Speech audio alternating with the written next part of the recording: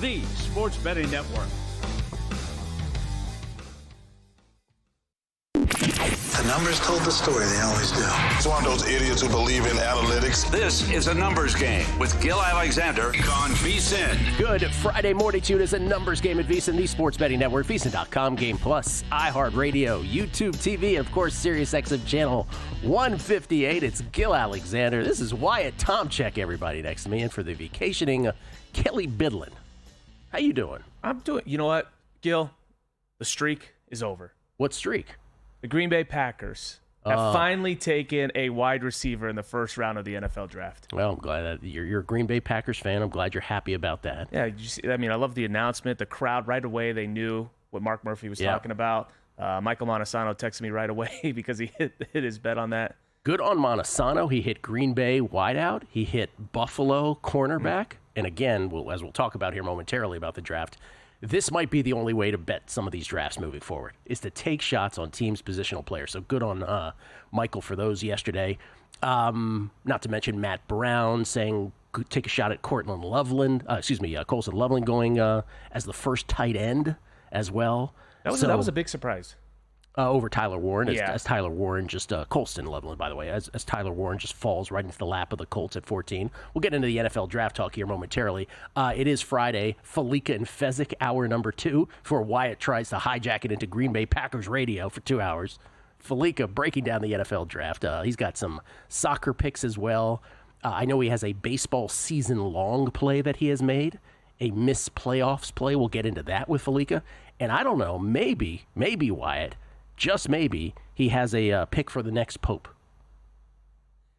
Our text chain yesterday. I don't know. He was maybe. I don't know if he was serious or not. When he was saying he was giving the odds out for the. Why the silence when I said that?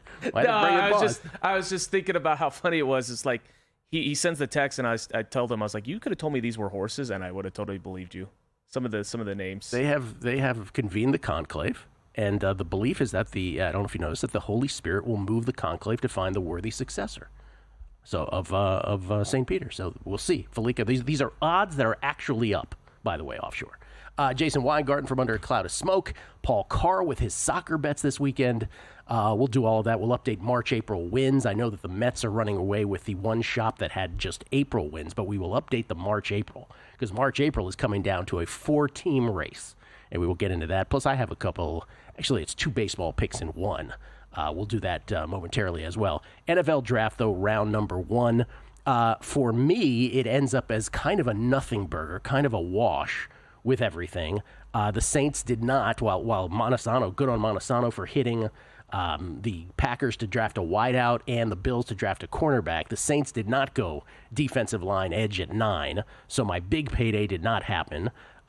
Hit just as many as I missed out on. So it's a big nothing burger for me, but I think the takeaways, generally speaking, on the draft are that, and also, one of the things that happened yesterday on the run-up, again, this is if you were able to watch live odds as the day progressed, somebody knew that Teteroa McMillan was going to the Panthers at 8. And so the live odds on the exact 8th pick crashed on McMillan. And it's one of those things where when you're watching it, it's easy to say now, you hesitate because you're like, well, what would make you feel the stupidest if I followed this steam, if I chased this steam and then it ends up not being Teteroa McMillan? Finally, I couldn't resist. I did at plus 140. He ends up a minus whatever favorite, like a huge favorite, and he does go to Carolina at 8. But there's some wisdom in that too, which is we prattle on about this draft for weeks. In our case, maybe 2 solid weeks of it, for sure, once the Masters clears. And in the end, maybe the best strategy besides the positional angle that we were talking about all week with the Saints and D-line, which didn't happen, but with Montesano's that did, with Buffalo and Green Bay, maybe the other way to play it is just hang out till the final day, watch the live odds, and just go with that. And maybe you just come in, you make one bet, and you're done. Like, that's another thing. Which then is tough for us in Las Vegas because they close it here. Yeah. And then you got scheduled maintenance for the day. Scheduled maintenance. You do have to have a view to a faraway place. Yes. Let's put that clearly. As far as the other sort of there's other macro things. One, Drew Dinsick dubbed it as the flat Earth draft, where prospect 4 through 40, I believe he sort of couched it as. it's kind of a flat earth. There wasn't much of a difference in terms of evaluation, regardless of position. And so if we have another draft like that, we have to sort of understand that none of us knows a damn thing.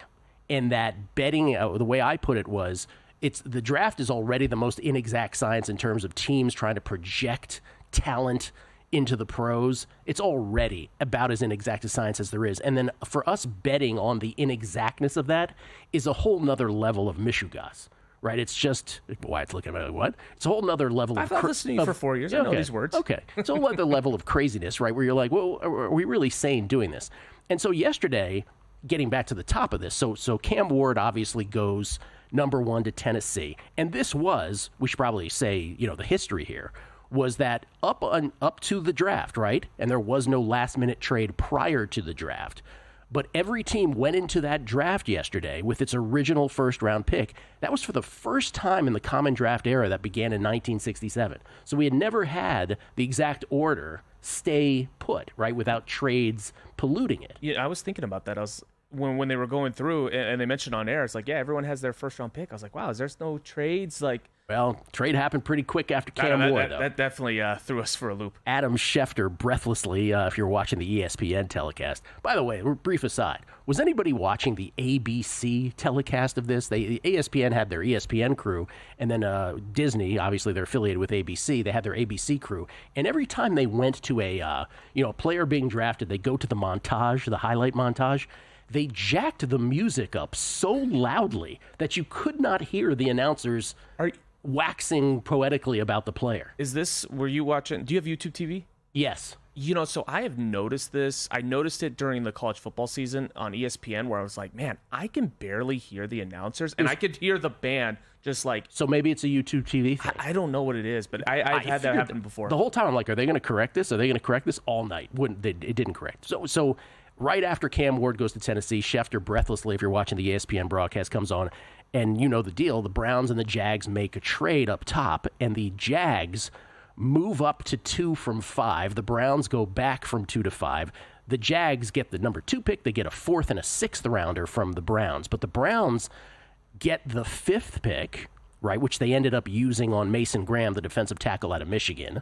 They get and they also get a 2nd and 4th this year. So they have 2 of the first 4 picks today in round number 2, the 33rd and 36th overall. We'll see what they do with either of those. Maybe a quarterback, maybe Shador, we'll see. We'll learn a lot about what the Browns' plans are with what they do with those 2. But they get the 5th pick, the 2nd and 4th, and next year's number 1 to draft Travis Hunter at 2. And this is where I now bleed into sort of my opinion on players, right? I'm on record as saying as great of a kid as Ashton Jeanty is, and it is a phenomenal story, a kid who did everything right, eschewed NIL money, stayed at Boise State, wanted to create a legacy there. He's like, I'll get my money in the pros. But I just don't know what the Raiders, I just think the pairing with the Raiders at 6, what are we making him out to be, Saquon already? We're making him out to be Derrick Henry. We're making him out to be even Josh Jones, who all 3 of those guys went to already good teams. And in the case of Henry and Saquon are generational backs. Are we expecting this of Jeanty if we're drafting him at 6? That's just my opinion. And then the thing with Travis Hunter is, and I kind of agree with what a lot of people are saying about Travis Hunter, which is you're trying to be both a wide receiver and cornerback. The Jags are indicating that they're going to let him do that. Can you be great at either if you are doing both of those things? And every NFL player that you hear talk about this, to a man, says it's not going to be possible for him to be great at one of those if he's playing both of those. And so, and the Jags, are they a Travis Hunter away from winning the Super Bowl? I don't know. I just find both of those picks, Jeanty at 6 and Travis Hunter at 2, to be a little dicey for me, and I'm happy to be wrong. I hope I'm wrong about both. I certainly hope I'm wrong about these kinds of things because they're kids. I only hope well for them. But just from a player personnel standpoint, I don't necessarily think they're going to be worthy of what just happened. But getting back to that trade, what that trade in essence did, and I think we can trace it to this trade because I think if that trade between the Browns and the Jags doesn't happen, maybe this doesn't follow. But because of that trade, what ended up happening is 1 through 6, so Ward to Tennessee 1, Henry it turns out to be the Jags at 2, Abdul Carter to the Giants at 3, Will Campbell to the Patriots at 4, Mason Graham ends up going to Cleveland at 5, and Genty to the Raiders at 6. Those 6 picks, because of that trade, ended up being exactly what we thought the first 6 picks were going to be 48 hours before the draft. So the last 24 to 48 hours where we heard the rumors of, remember the last couple shows we did, last 2 or 3 shows we did, oh, Genty to the Jaguars at 5, oh, McMillan to the Jaguars at 5. Everything we thought the draft was going to be at the top for the first 3 weeks of April ended up being the case, probably because that trade happened. And there's no way as bettors, getting back to our real point on this, there's no way as bettors we can anticipate stuff like that. By the way, the Jags and Browns kept it pretty quiet, right? Up until the day of. Yeah, I was gonna ask you, were you a little bit concerned? I know you had Travis Hunter going number 2 when that trade happened that the Jaguars moved up.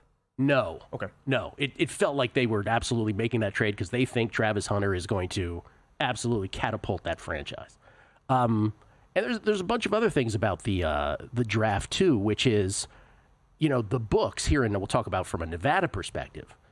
Did the books, and Will Hill brought this up, he was kind enough to have me on Shoulda Bet More, his podcast yesterday, and he brought this up. Did the books leave money on the table because of all of this? Like, I think people who won on this draft, probably it was more modest generally, and I don't know if the books ended up losing, but it felt to me like they probably lost a little or probably could have won for the second consecutive year. I know they took maybe in some cases a small loss last year, but I do feel like they might be leaving money on the table. Do I think their behavior will change in coming years?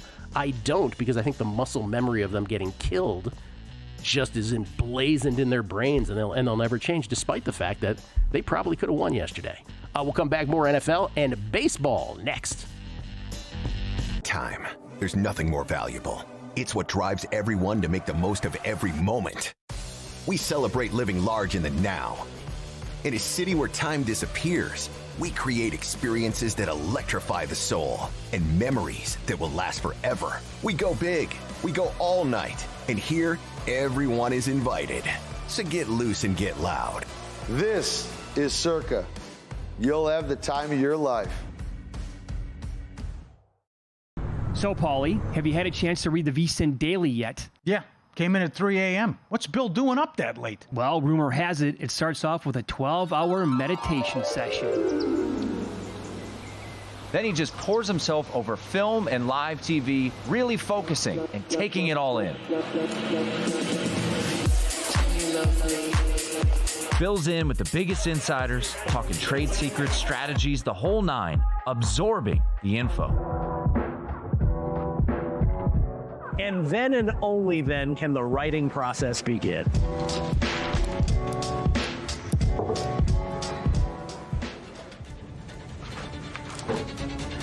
In Las Vegas, Bill's late night becomes your early morning. Wake up to the very latest betting insights in your inbox with the VSiN Daily. Sign up for free at vsin.com/newsletter.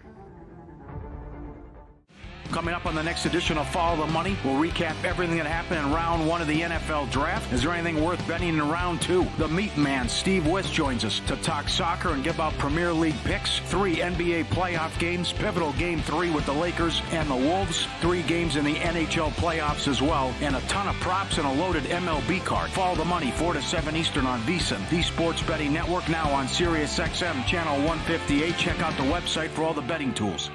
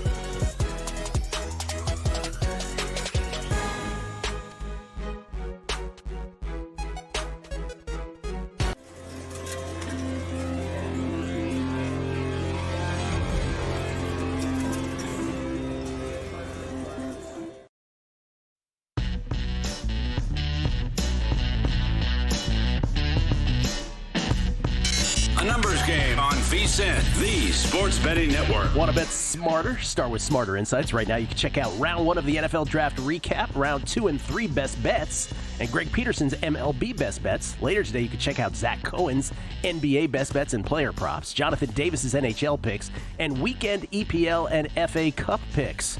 I think Paul Carr has an FA Cup pick coming up as well. Right now, you can sign up for our summer special for only $59 for full VSiN Pro access. That's until August the 1st. Just head to VSiN.com/subscribe to sign up today.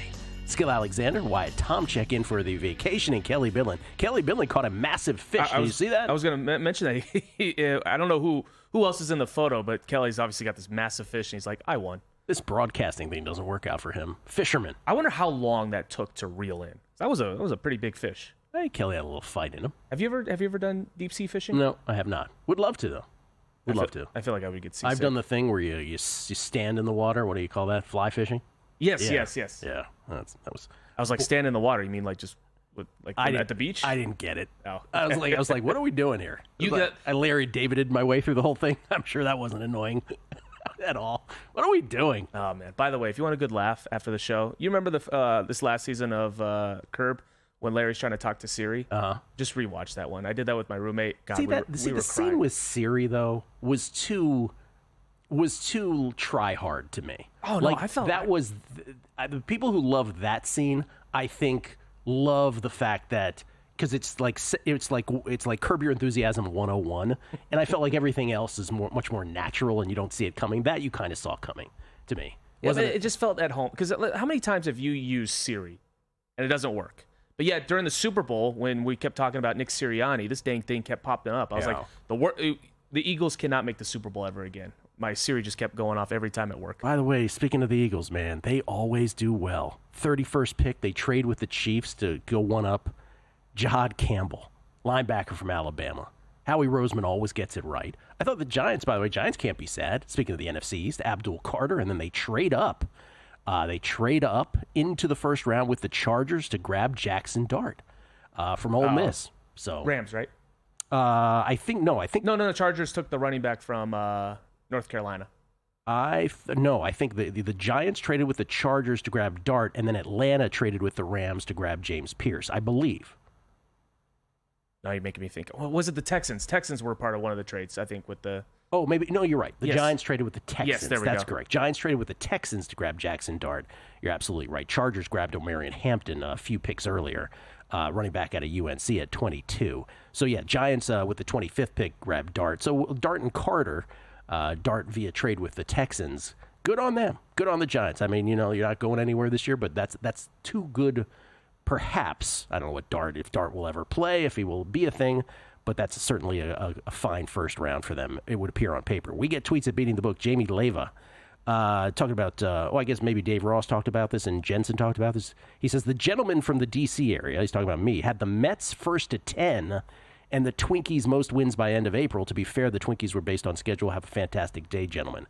Yes, as we'll get to here momentarily, we'll show March, April.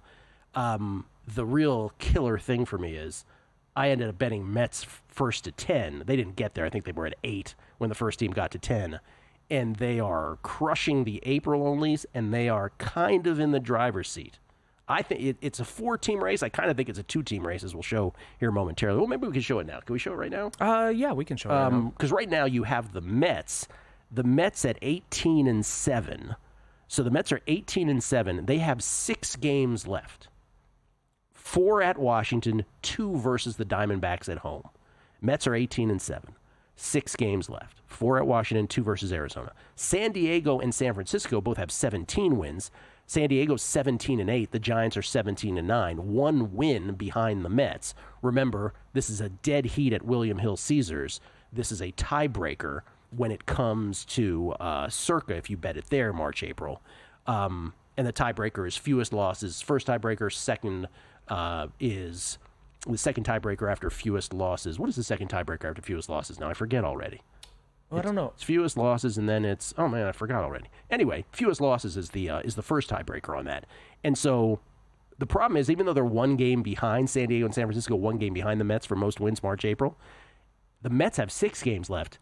The Giants and Padres only have 5 games left, and 2 of them are against each other. So I actually, even though they're one game back, they are behind the 8 ball because, and again, San Diego's is 3 versus Tampa, 2 versus the Giants, all at home. San Francisco is 3 versus Texas at home, then the 2 at Petco at San Diego. The team that I think is the real challenge to the Mets, both from a tie perspective and maybe even to clip them, the Dodgers do have 6 games left like the Mets do. The Dodgers are 2 wins behind the Mets for March, April. The Dodgers' remaining 6 games, though, are, ready for this, 3 versus Pittsburgh, 3 versus Miami, all at Chavez Ravine. That's a gauntlet of a schedule. So you almost have to assume the Dodgers, Dodgers at worst are 5-1 there. They look like a 6-0, but at worst are 5-1. It's baseball. Anything can happen. But I guess what I'm saying is this feels like the Mets are the favorite for sure, but I think the Dodgers are the sneaky team that could still clip them at the end. So anyway, that's March, April. Thanks for the tweet, Jamie, as well. Lance Schaefer, Gil, my Bears take basically a big body wide receiver that plays tight end. Bowers was there last year. How do they not take Ty Warren? Warren is so obviously going to be a star. And then he says, Ryan Poles just doesn't get it. Yeah, Ryan Poles may not, man. I will say, as a Green Bay Packer fan, what he's referring to, by the way, is that they went Colston Loveland, tight end from Michigan, as opposed to Ty Warren, tight end from Penn State, wears 44, is attributed to John Riggins. Matt Brown was the guy who came on here late on the show a couple days ago. He's like, that's a bet. Colston Loveland, top tight end. It was like plus 475 or something like that. So look, good on Matt. 100% bias here. I'm a huge Michigan fan. Watch a lot of the Wolverines games. I think Colston Loveland is the real deal. He was putting up, some impressive stats, and he had quarterbacks who really struggled, even just throwing 5-yard outs. I think it's going to be a real good pick for the Bears. Although I will say I thought Tyler Warren was the best tight end. I think Colston Loveland was definitely 1B. I can't keep up with your teams. You're Michigan. You're Michigan. Yes. You're Green Bay Packers. You're Milwaukee Bucks. Milwaukee Bucks. Hopefully we win tonight. Down 2-0. It's a little tough right now. And Atlanta Braves. Now all of it's based on really my dad. My dad used to work for the Braves, so that's why it's all. I'm a big Braves fan. Family's in Wisconsin. Dad went to Michigan, so I grew up watching those games.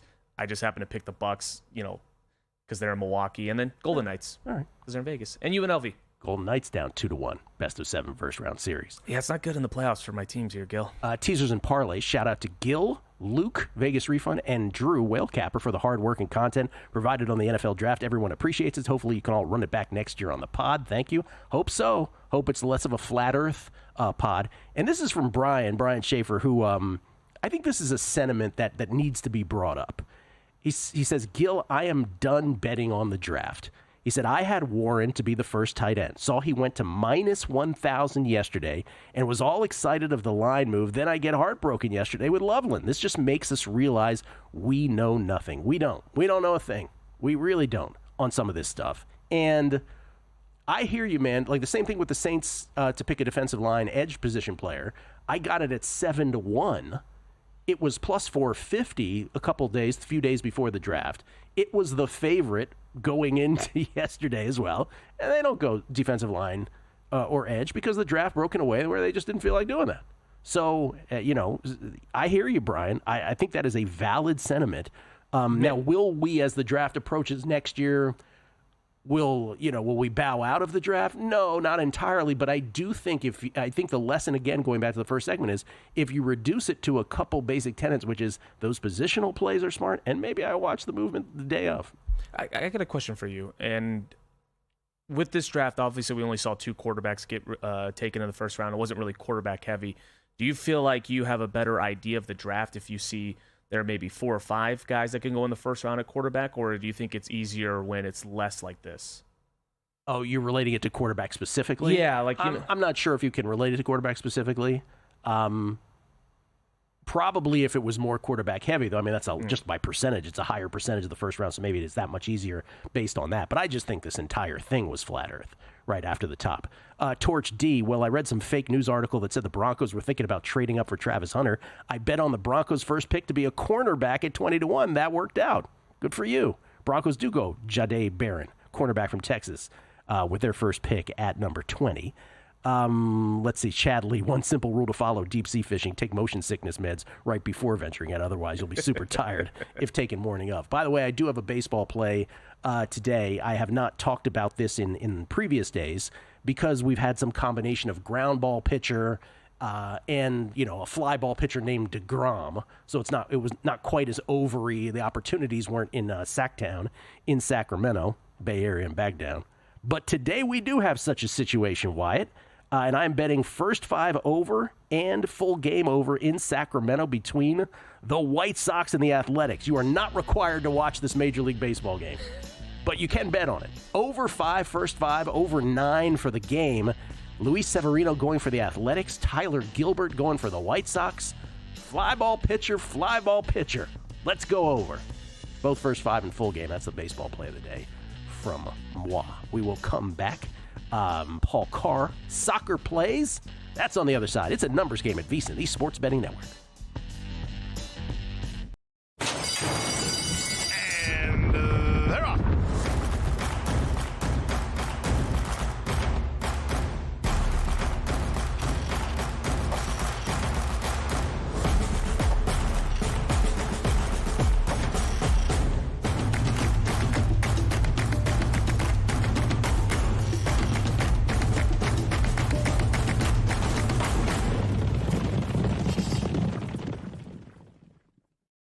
Masters to the Derby, playoffs to the draft. We have your summer covered with a VSiN Pro subscription for just $59 until August 1st. That means expert picks for every major event, exclusive betting splits from DraftKings and Circa, 24/7 video access on the VSiN Watch app, as well as betting guides for the Kentucky Derby and the NFL. Sign up now at VSiN.com/subscribe for just $59 and join us on the Sports Betting Network.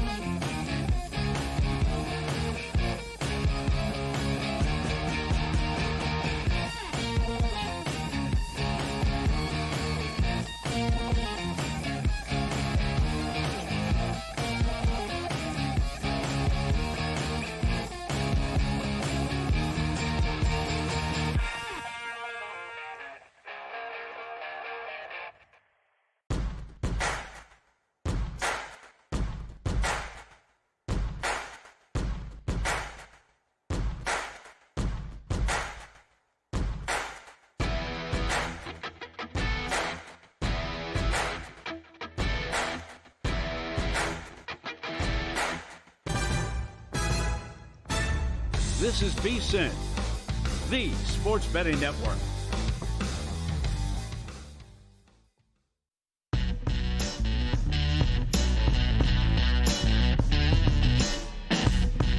A numbers game on VSiN, the sports betting network. Don't forget about the sharp plays, unmatched transparency with records updated daily, AI betting analysis, real-time global betting information, and alerts directly from the pros. We invite you to check it out, sharpplays.com. It's Gil Alexander, Friday from Circa Resort Casino, downtown Las Vegas. We get tweets at Beating the Book. Always appreciate the feedback. Stringfellow Hawk, our buddy, said, Giants fan here. That Giants trade was horrible, he says. They could have got him or Sanders, talking about Dart or Sanders in the second round. Now they got 2 less picks for offensive linemen, which they've needed for years. I hate them. I love fans who hate their teams. Oh, I was with you for 25 years. Trust me, I know the feeling. I generally think trades, again, I'll get back to the Travis Hunter trade. I think Jacksonville's stupid. You trade a first-round pick next year, not to mention, in this year's draft, other picks, but a first-rounder to move up from 5 to 2 to grab Travis Hunter, who, again, is he going to make you a Super Bowl champion? I just don't see the wisdom in it. And that's an understatement. Jared Albert, Gil, would like you and Fez's opinion later during hour 2. 24-year-old guy coming solo to Vegas for a few nights. Where should I stay, eat, and hang out? Well, Jared, the answer to that question, I'll ask Stevie later. But the answer to that question depends on a lot of things. One, what are you coming here to do? The Cosmo would be one answer if you're trying to, hang out and watch people and talk to people, if you know what I mean. The Win would be the place if you're rolling with a lot of cash. And then if you're just here to bet sports, Circa would obviously be the place to go. By the way, the pool at Circa, not too bad for watching people, if you know what I mean. Dan Groeschel, it's been about 12 hours since the pick, and I'm already exhausted with Packers Twitter and the green and golden tweets. Yes, they get the speedster Matthew Golden at 23. Green and golden, get it? Banshees of Atlantic City, betting on a papal conclave? It isn't hard enough to decipher the intentions of NBA awards voters. Now I have to handicap the movements and inspirations of the Holy Spirit when he continues to ignore all the advanced metrics. That's the thing about the Holy Spirit. Doesn't care about the metrics. We'll see if Felica has a pick later. And D-Gen Southern Gent. It's so great hearing from fans of different teams and their takes. He says, D-Gen Southern Gent says, happy Fontenot finally didn't fudge it up for Falcons fans Friday, Gil and Wyatt. That's the Fontenot finally didn't fudge it up for Falcons fans Friday. So glad the Falcons actually drafted someone that the fans can actually get behind. And is referring to a couple picks maybe. Atlanta goes early in the 15th pick. They go with Jalen Walker, the linebacker from Georgia. Jalen Walker at 15. And then later they traded back into the first round. They traded with the Rams and took James Pierce, the edge rusher out of Tennessee. By the way, you see James Pierce? Didn't he have a WNBA girlfriend in that shot? Did you catch that? Was it Rakea Jackson is her name? Little sort of thrown-in nugget during the draft yesterday. That and Jackson Dart's mom, Swole. Paul Carr is swole, everybody. He talks soccer with us every week, maybe multiple times a week. You can follow him on Twitter at Paul Carr, C-A-R-R. Part of True Media Networks, which is advanced analytics, which they have permeated throughout major sports in North America. Also the host of the Expected Value podcast and part of the Ringer soccer betting podcast. He joins us now from his home in Topeka, Kansas. How you doing, Paul? I'm good. My favorite part of draft night is the war rooms and trying to see if there's people I know in there, because we work with NFL and a lot of the analytics staffs in different areas, but it's just trying to find the guy or the girl in the background, like, oh yeah, we were in a meeting with her or him or things like that. So I spotted a few of them last night. I think I have a couple. One is the group congratulations, right? That everybody sort of like you see right after they make their pick, but before it's announced to us, the audience. Everybody just glad handing each other, just shaking hands, dapping it up like they solved, global cancer, right? Washington, for instance, I'm waiting. I'm a Washington fan. I'm waiting for their pick. They go with Josh Connerly, tackle from Oregon. I couldn't tell you anything about him, and Adam Peters, the GM we trust. But the way that they were congratulating themselves, you'd thought that, Darryl Green dropped to 29 again in terms of Redskin history. So it was just so funny to watch that. And then my second thing is my imitation of every GM tonight after their second-round pick. Here's my imitation of every GM after their second round pick tonight. Okay. Oh, my God, we couldn't believe he was still available. Right. Everyone. This guy was a first rounder on our board, Gil. That's right. Oh, my God, I can't believe he fell into our lap. You, by the way, so I mentioned Michael Montesano came on here yesterday. He nailed cornerback to the Bills. I believe it was 5-1. Don't hold me to that. Also, or maybe that was wide receiver to the Packers was 5-1, but he also hit Buffalo going to cornerback. I mentioned Matt Brown had first tight end to go, Colston Loveland, plus 475. You made a bet based on this show some time ago. Yeah, this was in December. Cam Ward to go number 1 overall at plus 300. I can't remember the guest you had on talking about it. And I don't watch a lot of college football, so I didn't have a preconceived notion of anything, but the take was basically like Cam Ward is by far the best prospect. And at that point, it looked like the Titans, or I forget who else was in the mix, but somebody who needed a quarterback was going to be number 1. And Ward seemed like the clear number 1 guy. So I was like, all right, that's enough for me. Let's go. It might have been Montesano, and 3-1 wasn't even the best. Like, we forget there was a whole period of this, this year where Ward was not fait accompli to go to Tennessee at number 1. Yeah. All right, to global football, if you will. Let's just talk about the Prem. Liverpool is on the cusp of clinching this? Yep, they get a point this weekend against Tottenham, and it's all over. So a win or a draw. I mean, it's been over more or less for several months, but officially they would clinch with a win or a draw against Tottenham this weekend. All right, and how did we do last week? Last week we went 2-1. We got a Newcastle loss. This wasn't a pick, but Newcastle loss doesn't help our top 4 play, but they're still even money to be top 4. And Brentford got a nice win. So they're now odds-on favorite to finish top half, which we got at plus 400 before the season. But 2-1 overall in the picks last week. Nice. Moving the chains. All right, we have a 3-pack as always from you, but we should point out that 2 are in the Premier League. 1 is an FA Cup semifinal pick. Could you explain to the person, we do this all the time when an FA Cup pick comes up randomly, annually. Could you explain to folks, where does the FA Cup rank in the hierarchy of international soccer tournaments? Yeah, so the FA Cup is a domestic tournament in England, and it has clubs from the Premier League all the way down to, Gil's YMCA team or something. There's 700 clubs that enter this tournament, and the Premier League teams come later in the competition, et cetera, and they almost always win. But it's the oldest domestic competition in the world. It started in 76 or something like that. So very prestigious in England, and every country has some version of a tournament like this, where it's kind of like playing your conference tournament in college basketball, but playing it like stretched over the course of a season instead of all in one weekend. Okay. See, I even got that wrong. I called it an international tournament. It's a domestic tournament in England. Shall we start with that one? FA Cup semifinal pick? Sure. Yeah. This one is on Sunday. This is a semifinal.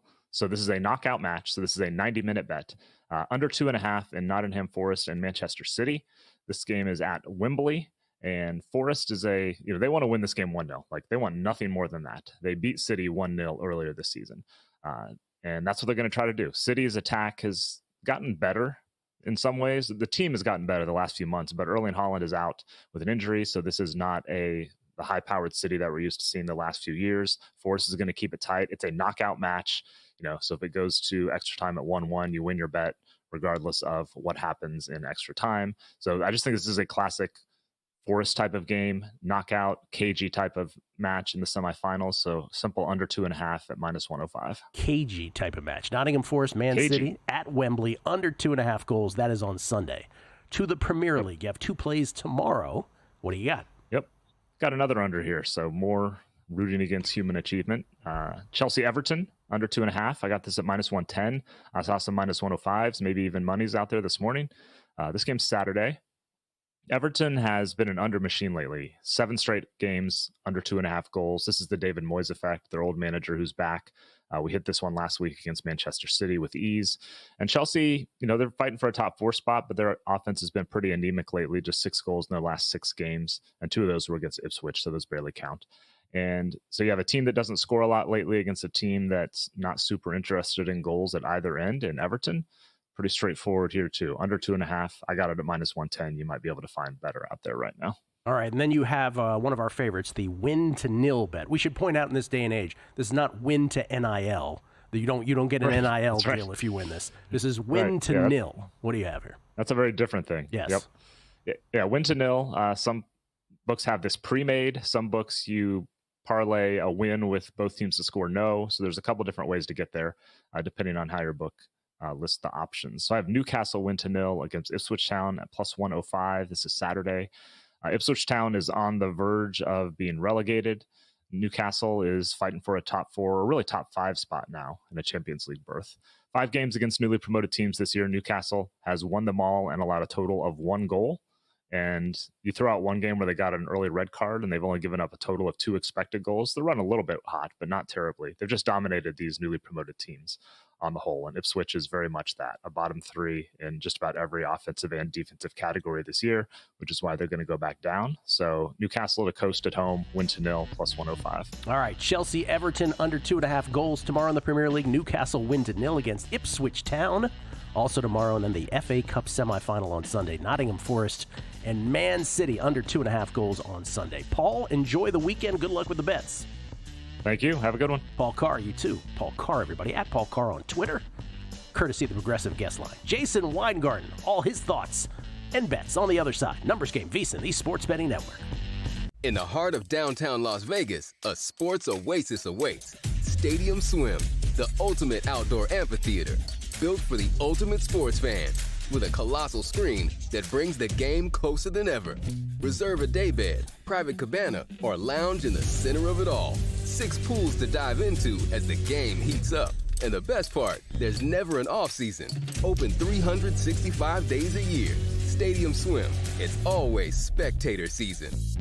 Your favorite VSiN shows and personalities are now available to download as podcasts. Catch every hour of our live broadcast with VSiN Best Bets, or find your go-to show and download it directly. Get instant reactions to last night's games, sharp analysis on today's biggest matchups, and everything in between. Whether you're commuting, working out, or just catching up, VSiN lets you take the action with you wherever and whenever you want. Search VSiN on your favorite podcast platform and get in on the action with VSiN, the Sports Betting Network.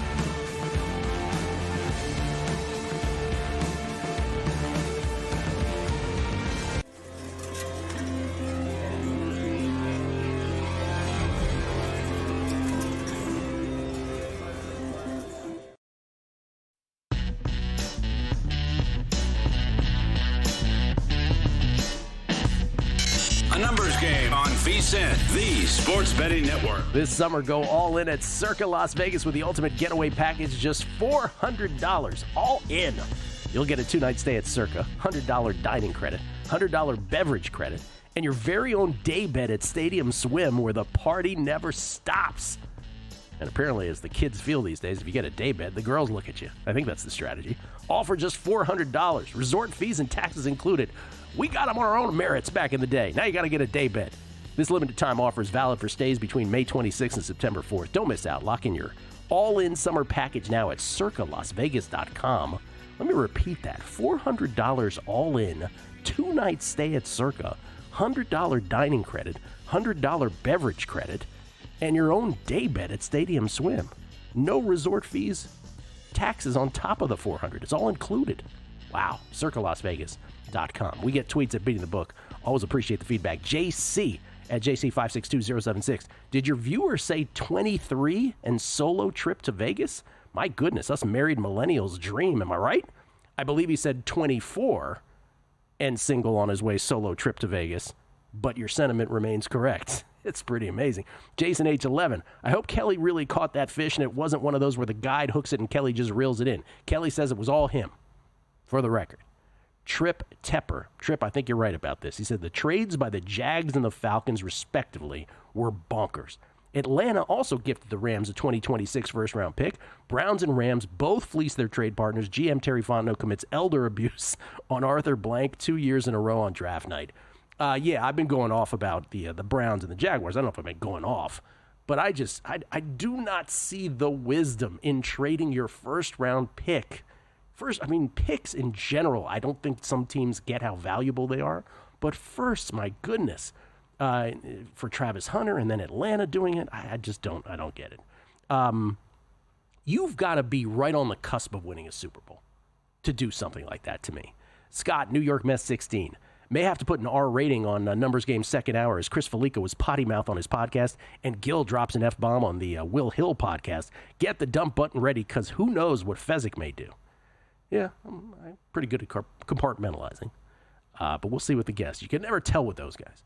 Joe C714. Wasn't the Rams moving their pick to the Falcons this year for the 2026 first the best move besides the Browns? What's the over-under for Falcons wins next year? Love it.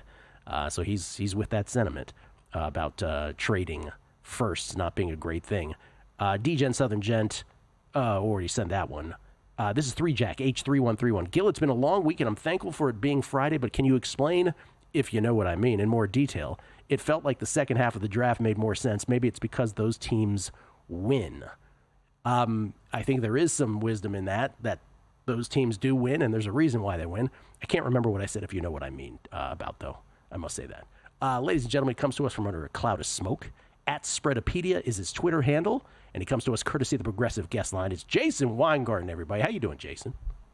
Good morning. It's doing pretty good. You know, had the draft last night. Got to watch the Clipper game, and now we're gonna do the draft again. Got some baseball today. It should be a good day. Can you? Am I allowed to say this? Or are you gonna be mad at me for saying what the exchange that just happened before we got on air? Am I allowed to talk about that real briefly? Because I thought it was funny.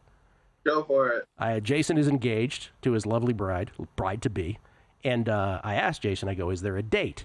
And Jason, you said what? May 18th. And then what did you quickly say right after that? Apparently I was wrong, and it's May 31st. She, off camera, she's like, May 31st. Jason is off to a flying start. Okay, let's start with the draft before we get to your baseball plays. You've been tweeting about Shedeur dropping here, and Shedeur is available tonight. You think that he will? I mean, Cleveland's got the first pick tonight. They've got the 33rd overall. They got the 36th. So that's first and fourth in the second round. And then New Orleans has the 40th pick, which is the 8th pick in the second round. So within 8 picks, you have the Browns and the Saints with 3 picks. You might think they would want to draft a quarterback. Do you think they do? One of them. I don't really see anything that's changed overnight that makes me think that you need to draft him here. If you didn't want to draft him at 23 or 32 or move up to get him, I don't necessarily think you need to draft him at 30 or 30, at 30, 33 or 34. Honestly, I'm not even sure he's going to be a second round pick. I think he could drop to the third. the narrative around him was all narrative. I think ESPN did a massive disservice to him last night, continuing to talk about him, when Cam Ward was being selected. I thought the draft coverage by ESPN last night was horrible. Can I stop you there? You're absolutely right about that. That was really weird. Like, Cam Ward is about to be drafted or was just drafted, and they're still going on about Shedeur. I thought that was really a disservice to Cam, too, for sure. I said this morning on Twitter, and I said it in all seriousness, but Mel Kiper should be pulled off the air today. I mean, in no world should he have been allowed by the production to go on the draft and just continue to talk about Shedeur Sanders when it was clear that not only was he not going to be drafted, but his analysis was completely wrong. I mean, he embarrassed himself on the air last night. They're talking about putting him in the Hall of Fame as a contributor. I think last night should clearly end that conversation. It calls up another thing about the broadcast too. This came up. Will and I were talking about this on his podcast yesterday, which is we've also gotten to an era. This is a little different than what we were just talking about, but we've also gotten, because you brought up Kiper. You remember the famous footage of him saying the Colts, the Indianapolis Colts don't understand the draft, and then Bill Polian came on and went after Kiper. ESPN, they don't say much negative anymore about players. It's become way too vanilla of a broadcast as well, where nothing that controversial is said because they're all kind of scared about any backlash, or maybe they're too far in bed with the NFL now with their TV contracts. So that's part of the broadcast too that I sort of miss a lot about. But the Shedeur thing's interesting, and again, I'll say it again. I think a lot of the hate towards Shedeur is drift hate on people who don't like Deion. I did think that the NFL assistant coach who really went after him, but was anonymous, that's gutless, right? You should I thought that was unprofessional, and I was surprised that the NFL allowed that to be published on one of their own site, essentially. Totally agree. But I will say this, right? But on the other hand, and Shedeur might be a nice kid. On the other hand, people don't like flashiness if you haven't done anything, and people might perceive him to be that way, right? He doesn't do himself any favors either. I think both things are true. The NFL doesn't care that he's Deion Sanders' son, and I think it actually works against him significantly, especially with Deion being a prominent coach. If you're an NFL coach and you're on the hot seat, the last thing you want is Shedeur Sanders in your quarterback room having to answer questions every week about Deion wanting your job, or Deion getting questions about his son every week at his Colorado press conferences. It's a disaster of a situation. Deion did his son no favors the last couple of years, kind of, putting all this focus around him and doing all the stuff he did.